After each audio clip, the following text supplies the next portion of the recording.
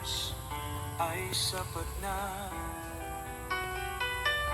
Sa bawat hininga mo, sa balat ko'y tulang na sinusulat sa tuwing tayo'y magkasama.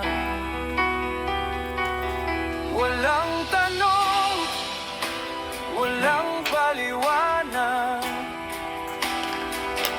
tayo'y sumasayaw sa gitna ng ulan. Isang haplos lang muling nahuhulog sa mundong tayo lang ang naroon. Di ko kailangan ng pangako, basta't yakapan mo'y akin.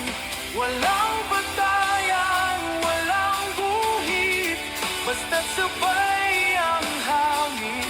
Tayo'y tula ng buhay, malaya, masipit, yakin ng apoy ang nag-aalay nating damdamin. Bawat yakap mo'y walang katumbas,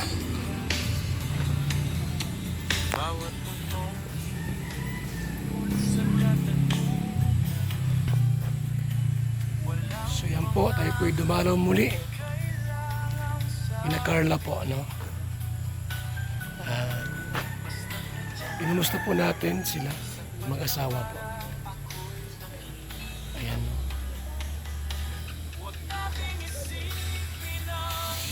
So, walang laot ngayon si Alan dahil po may sama ng panahon. Pagka masama na po ang panahon, di pwede maglaot. Siyempre, dagat po yan, delikado. Mga kaibigan, mga kalingap. Yan.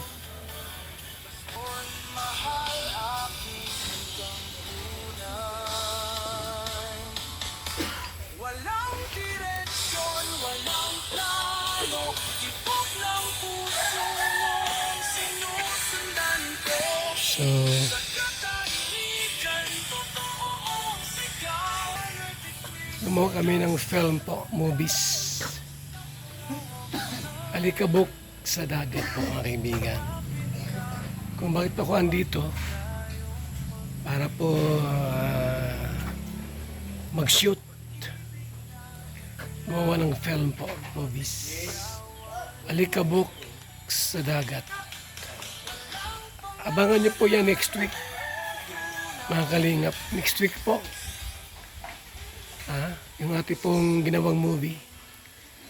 Together with Jomar, Starax, Kuya Alan, Cynthia, at iba pang mga guest po natin, mga kaibigan.